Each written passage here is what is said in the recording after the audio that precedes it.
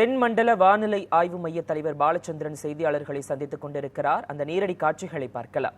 தூத்துக்குடி, தென்காசி மாவட்டங்களுக்கு தரப்பட்ட சிவப்பு எச்சரிக்கை ரெட் அலர்ட் தொடர்கிறது. மேலும் விருதுநகர், தேனி மாவட்டங்களில் ஓரிரு இடங்களில் மிக கனமழையும், நீலகிரி, கோவை, திருப்பூர், திண்டுக்கல் மாவட்டங்களின் மலைப்பகுதிகள் மற்றும் ராமநாதபுரத்தில் ஓரிரு இடங்களில் கனமழையும் பெய்யக்கூடும். நாளை நெல்லை, குமரி, தூத்துக்குடி, தென்காசி மாவட்டங்களில் கனமழைக்கான வாய்ப்புள்ளது. மீனவர்களுக்கான எச்சரிக்கையை பொறுத்தவரையில் குமரிக்கடல், மன்னார் வளைகுடா மற்றும் தென் தமிழ் கடற்கரை பகுதிகளில் அடுத்து வரும் 2 தினங்களுக்கு பலத்த காற்றானது வீசக்கூடும் என்பதால் மீனவர்கள் இந்த பகுதிக்கு செல்ல வேண்டாம் என்று அறிவுறுத்தப்படுகிறார்கள். வடகிழக்கு பருவமழை பொறுத்தவரையில் தமிழகம், புதுவை, காரைக்கால் பகுதிகளில் கடந்த அக்டோபர் 1 முதல் இன்று வரையிலான காலகட்டத்தில் பதிவான மழையின் அளவு 44 சென்டிமீட்டர். இந்த காலகட்டத்தின் சராசரி அளவு 42 சென்டிமீட்டர். இது 5% இயல்பை விட அதிகம்.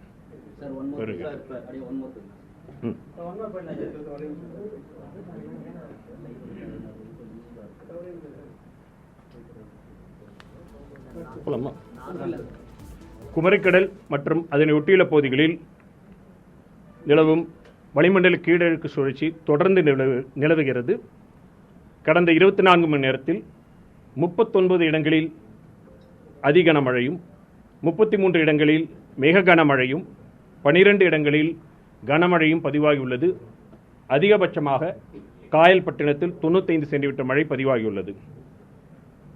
அடுத்து வரும் 2 தினங்களை பொறுத்தவரையில் தென் தமிழகத்தில் அநேக இடங்களிலும், வட தமிழகத்தில் ஒரு சில இடங்களில் மழை பெய்யக்கூடும். கனமழைக்கான எச்சரிக்கையை பொறுத்தவரையில் நெல்லை, குமரி, தூத்துக்குடி, தென்காசி மாவட்டங்களில் ஏற்கனவே தரப்பட்ட சிவப்பு எச்சரிக்கை ரெட் அலர்ட் அடுத்து வரும் 24 மணி நேரத்திற்கு அதிக கனமழைக்கான எச்சரிக்கை தொடர்கிறது. மேலும் விருதுநகர், தேனி மாவட்டங்களில் ஓரிரு இடங்களில் மிக கனமழையும், நீலகிரி, கோவை, திருப்பூர், திண்டுக்கல் மாவட்டங்களின் மலைப்பகுதிகள் மற்றும் ராமநாதபுரத்தில் ஓரிரு இடங்களில் கனமழைக்கான வாய்ப்பு உள்ளது. நாளை நெல்லை, குமரி, தூத்துக்குடி, தென்காசி மாவட்டங்களில் ஓரிரு இடங்களில் கனமழைக்கான வாய்ப்பு உள்ளது. மீனவர்களுக்கான எச்சரிக்கையை பொறுத்தவரையில் குமரிக்கடல், மன்னார் வளைகுடா மற்றும் தென் தமிழக கடற்பகுதிகளில் சூறைக்காற்றான மணிக்கு 40 முதல் 45 கிலோமீட்டர் வேகத்தில் வீசக்கூடும் என்பதால் அடுத்து வரும் 2 தினங்களுக்கு இந்த பகுதிகளுக்கு செல்ல வேண்டாம் என்று அறிவுறுத்தப்படுகிறார்கள். வடகிழக்கு பருவமழை பொறுத்தவரையில் தமிழகம், புதுவை, காரைக்கால் பகுதிகளில் கடந்த அக்டோபர் முதல் இன்று வரையிலான காலகட்டத்தில் பதிவான மழையின் அளவு 44 சென்டிமீட்டர். இந்த காலகட்டத்தின் இயல்பு அளவு 42 சென்டிமீட்டர். இது 5% இயல்பை விட அதிகம். கனமழை ஒவ்வொன்றும் கேளுங்க. காயல்பட்டணத்தில், அதாவது ஒவ்வொரு இடத்திலும் பதிவான விவரங்கள் தரப்பட்டிருக்கு. விவரங்கள் சரிபார்க்கப்பட்டு பிறகு தரப்படும். எல்லாமே ஒவ்வொரு இடத்திலும் இந்த 39 இடங்கள்ல கனமழை, அதிக கனமழைக்கான இது பதிவாயிருக்கு. ஒவ்வொரு ரெக்கார்டும் பார்த்துட்டு பின்னர் பதிவேற்கப்படும். ஏன்னா NDC நேஷனல் டேட்டா சென்டர்லேருந்து நம்ம இது பண்ணுறோம். இது வரைக்கும் உள்ளது தெரிஞ்சது தான். பாளையங்கோட்டையில் 442 மில்லிமீட்டர் இப்போ பதிவானது. இதுக்கு முன்பு பார்த்தீங்கன்னா 200 மில்லிமீட்டர் 10/12/1931, 292.8 மில்லிமீட்டர் 9/1/1963. அது டிசம்பர் மாதத்துக்கு பார்த்தீங்கன்னா 10ஆம் தேதி 20 சென்டிமீட்டர். மொத்தமாக ஆண்டில் எப்போ வேணாம்னு பார்த்தீங்கன்னா 29 சென்டிமீட்டர் 63வது வருஷம் ஜனவரி மாதம்.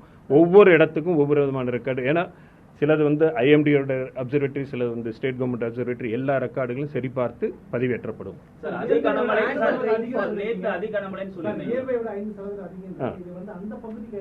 இல்லை, மொத்த தமிழகம், புதுவை, காரைக்கால் பகுதிகள் மொத்தமாக தமிழ்நாட்டுக்கு இந்த 4 மாவட்டங்களுக்கு மட்டும் உங்களுக்கு தெரியணும்னா அது கன்னியாகுமரிக்கு பார்த்தீங்கன்னா பதிவான அக்டோபர் முதல் இன்று வரையான காலகட்டத்துக்கு கன்னியாகுமரிக்கு 1050 மில்லிமீட்டர் பதிவானது. இயல்பு 516 மில்லிமீட்டர், 103% அதிகம் இயல்பை விட. கன்னியாகுமரியில் 103% அதிகம். நெல்லையில் 135% இயல்பை விட அதிகம். இது இந்த வருடத்தோட புள்ளி விவரத்தை சொல்லிட்டு இருக்கோம். இந்த வருடத்தோட புள்ளி விவரம் சொல்லிட்டு இருக்கிறோம். ஓகேங்களா? தூத்துக்குடியில் 68% இயல்பை விட அதிகம். தென்காசியில் 80% இயல்பை விட அதிகம். இது எல்லாம் இந்த வருடத்துடைய அக்டோபர் 1 முதல் இன்று வரையிலான காலகட்டத்தில் இருக்கக்கூடிய அந்த இதை வச்சு பார்க்கும் பொழுது நமக்குடைய சீசனல் இந்த வருடத்து 2023 சீசனுடைய வடகிழக்கு பருவமழையுடைய இது இந்த 4 மாவட்டங்களுக்கு நீங்க சொல்றீங்க. ஆமா, ஒவ்வொரு வருடம் திடீர்னு கேட்டீங்கன்னா ஸ்டாட்டிஸ்டிக்ஸ் பார்த்து எந்த மாவட்டம், ஏன்னா மாவட்ட அளவில் பார்க்க போறோமா, இன்று தினத்தில் பார்க்க போறோமா, பல விவரங்கள் இருக்கு. பெருமையா தான் இது பண்ண சொல்றேன்.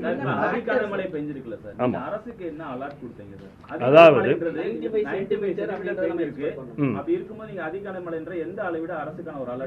அதாவது எச்சரிக்கை பொறுத்த வரைக்கும் நமக்கு 3 வகையா இருக்கு. நமக்கு மஞ்சள், ஆரஞ்சு, சிவப்பு.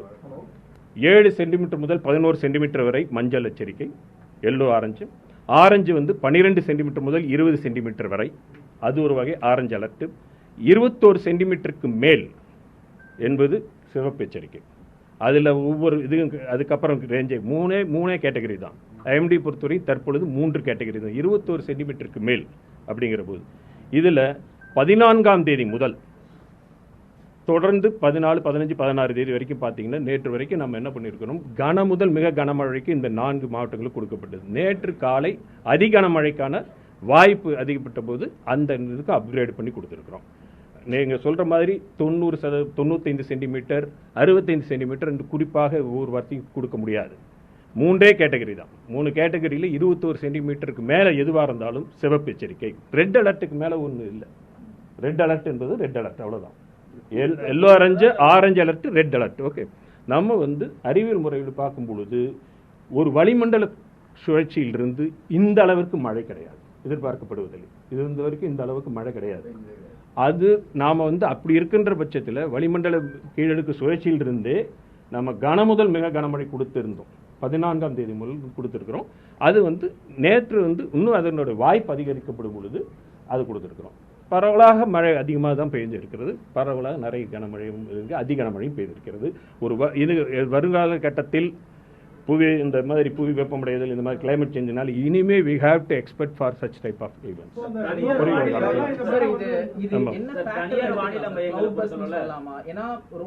ஒரு மணி நேரத்தில் 10 சென்டிமீட்டர் என்கின்ற அளவு அதுக்கு மேல மழை பெய்தால் தான் நம்ம கிளவுட் பஸ்ட்ங்கிறோம். இது தொடர்ந்து நாள் முழுக்கவே இருந்திருக்கு இல்லையா, ஒரு தொடர் மழையாகத்தான் இருந்திருக்கு. ஒரு நாள் முழுக்க கிளவுட் பஸ்டுக்கான நம்ம வரையறை என்பது 1 மணி நேரத்தில் 10 சென்டிமீட்டர் மழை இருந்தால் அது சொல்றோம்.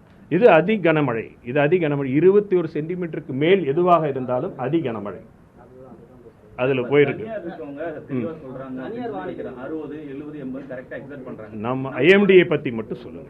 ஐஎம்டியில் இருக்கக்கூடிய சிஸ்டம் அதான் நீங்க என்ன சொன்ன ரெட் அலர்ட் என்பது சொல்லப்பட்டாச்சு. ரெட் அலர்ட்டுக்கு மேல ஒரு எச்சரிக்கை இருக்கிறதா பாருங்க. ரெட் அலர்ட் என்று சொல்வது மற்றது 50 சொல்கிறோமா 60 சொல்கிறோம்ங்கிறது வேற. ரெட் அலர்ட் என்பது red alert, that's all.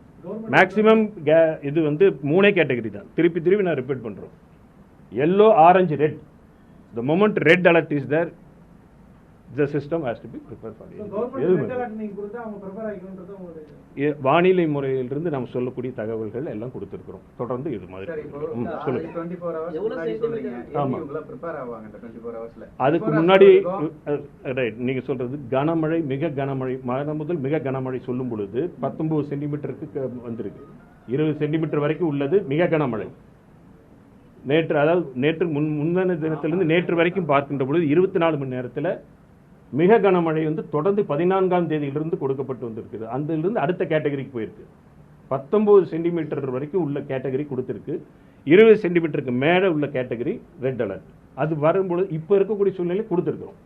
One டேக்கு முன்னாடி கொடுத்தங்கிறது ரைட்டு. பட் முதல் 14ஆம் தேதியிலிருந்து கனமுதல் மிக கனமழை தொடர்ந்து பெய்து கொண்டிருக்கிறது. அதுவும் குமரி மாவட்டத்தினுடைய மழை அளவு பார்த்தீங்கன்னா தொடர்ந்து வடகிழக்கு பருவமழையில் அதிகமாக தான் இருந்தது. இந்த மழை பெருமழையாகத்தான் இருக்கிறது.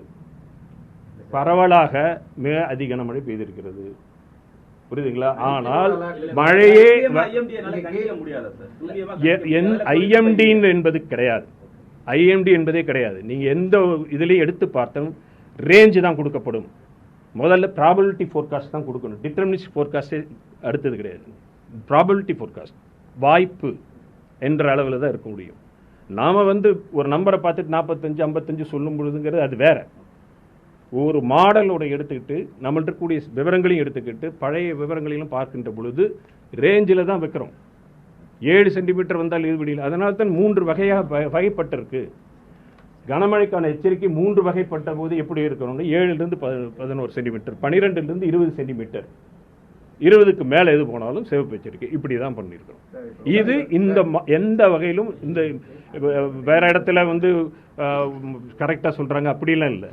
வானிலையியலில் தற்பொழுது எந்த அளவிற்கு நம்ம கணிக்க முடியும், அது லோ லேட்டிடியூடில் நடக்கக்கூடிய ஒரு விஷயம். அந்த இதை காட்டுறவங்களுக்கு லோ லேட்டிடியூடில் 3 டிகிரி 4 டிகிரி அச்சரகையில் நடக்கக்கூடிய ஒரு விஷயம்.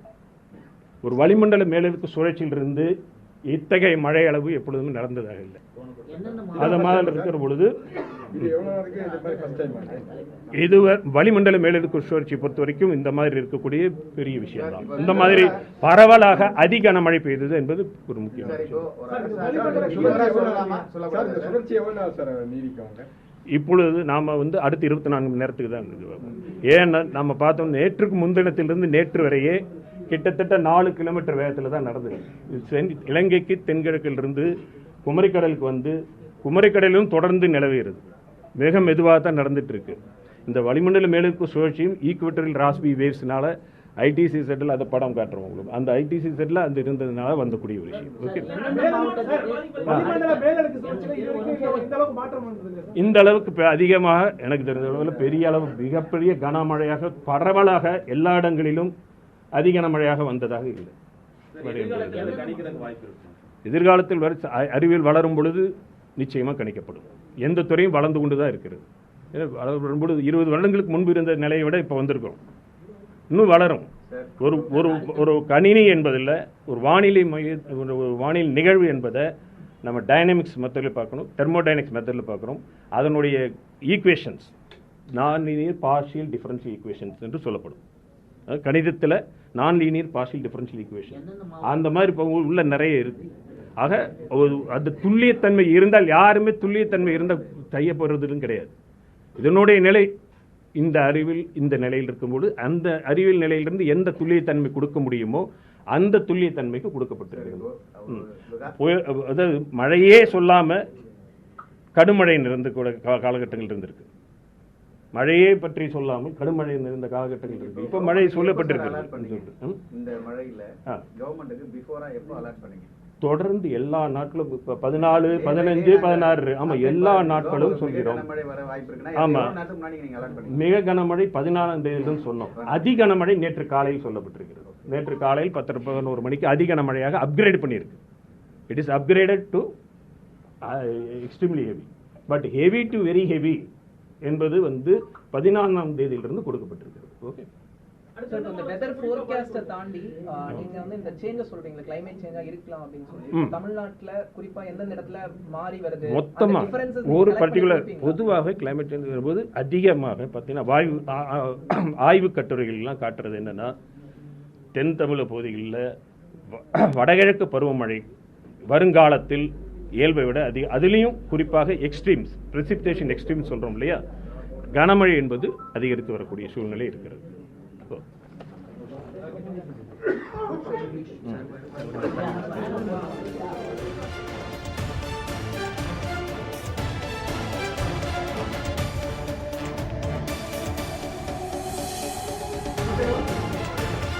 தென்மண்டல வானிலை ஆய்வு மைய தலைவர் பாலச்சந்திரன் செய்தியாளர்களை சந்தித்துக் கொண்டிருக்கிறார். கடந்த 24 மணி நேரத்தில் 39 இடங்களில் அதி கனமழை பெய்துள்ளதாக அவர் குறிப்பிட்டிருக்கிறார்.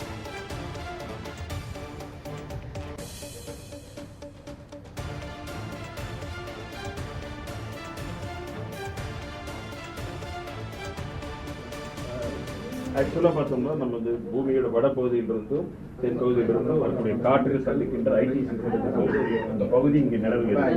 இந்த நிலவுகிற பகுதியில்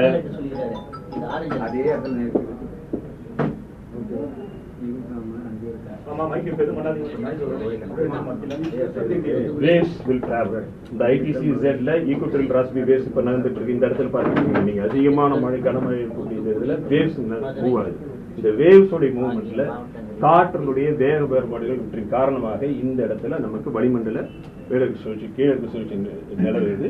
இதனுடைய அடுத்த கட்டம் பார்த்தீங்கன்னா காற்று இந்த இதில் பார்த்தீங்கன்னா இந்த இதிலே பார்க்கலாம் flux moisture flux is more. இங்க வந்து காற்று ஈரப்பது குவிதல் அதிகமா இருக்கு. இந்த கணினி மாதிரிகள் வந்து அதிக கனமழைக்கான வாய்ப்புகளை காட்டுது. நம்ம அதிக கனமழைக்கான எச்சரிக்கை 18ஆம் தேதி சொன்னதுல இன்னைக்கு கொடுக்கறது இந்த 4 மாவட்டத்துக்கும் தொடர்கிறது என்று சொல்லியிருக்கிறோம். எச்சரிக்கை தொடர்கிறது. நேற்று வந்து கொடுத்தது 17ஆம் தேதி கொடுத்திருக்கிறோம். ஒரு இடங்களில் கன முதல் அதி கனமழையும் தொடரும் அப்படிங்கிறது பெய்யக்கூடுங்கிறது நேற்று சொல்லுது. இது நேற்று.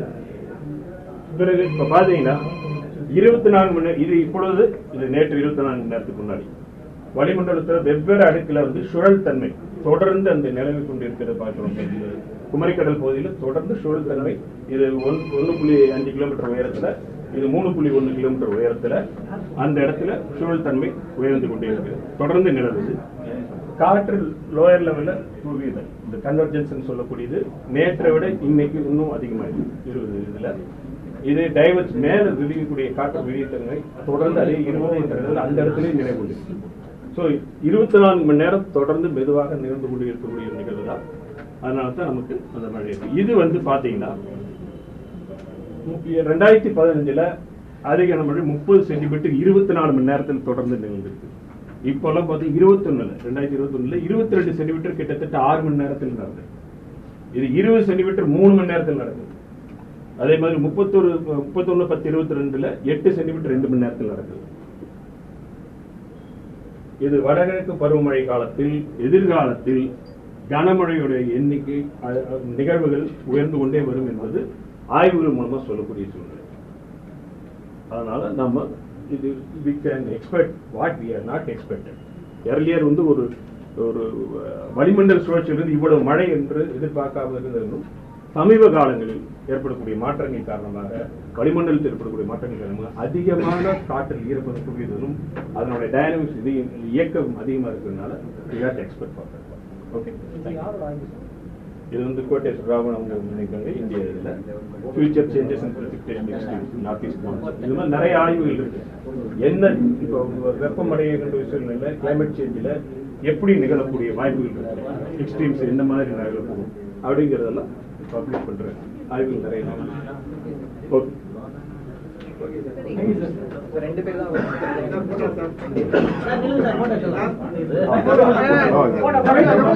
எடுத்து